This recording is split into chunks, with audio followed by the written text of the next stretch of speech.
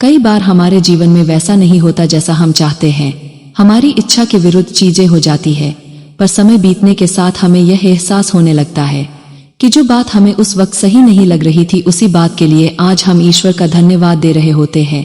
तभी तो कहते हैं कि जो हुआ अच्छा ही हुआ, और जो हो रहा है अच्छा ही हो रहा है, और जो होगा वह भी अच्छा ही होगा। एक बहुत ही प्यारी कहानी सुनाती हूँ। एक राजा का विशाल फलों का बगीचा था, उसमें तरह तरह के फल लगे हुए थे और उस बगीचे की देखभाल एक किसान और उसका परिवार किया करता था। किसान उस बगीचे से तैयार और मीठे फल रोज शाम को राजा के लिए ले जाता। एक दिन किसान ने बगीचे में आकर देखा कि नारियल, अमरूद, सेब, अंगूर, बेर सब पके हुए थे। किसान सोचने लगा कि कौन से फल आज राजा के लिए लेकर जाऊं। ना जाने उसके मन में क्या आया, उसने अंगूर की टोकरी भरी और राजा के लिए लेकर महल की ओर चल दिया। वह रास्ते भर सोचता जा रहा था, केवल अंगूर लिए 2-4 सेब, नारियल, अमरूद ही डाल लेता। अलग अलग फल देखकर राजा कितना खुश हो जाता। सोचते सोचते वह महल के बाहर पहुंच गया। उसने अंगूर से भरा टोकरा राजा के सामने रख दिया और थोड़ी दूर जाकर बैठ गया। राजा किसी दूसरे ख्यालों में खोया हुआ था, शायद किसी बात से परेशान या नाराज था। अपने ही ख्यालों में गुम राजा टोकरी से एक अंगूर निकाल कर खाता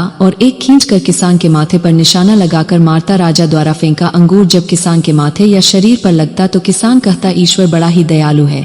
राजा फिर एक अंगूर किसान की तरफ फेंक कर जोर से मारता और जब वह किसान को पड़ता तो किसान फिर कहता, ईश्वर बड़ा ही दयालु है। थोड़ी देर बाद राजा को अपनी गलती का एहसास हुआ। वह सोचने लगा, मैं किसान के साथ कितना बुरा बर्ताव कर रहा हूँ और प्रति उत्तर क्या आ रहा है। राजा ने किसान से पूछा, मैं बार बार अंगूर फेंककर तुम पर मार रहा हूँ और तुम्हें लग भी रहे हैं, फिर भी तुम कह रहे हो ईश्वर बड़ा ही दयालु है।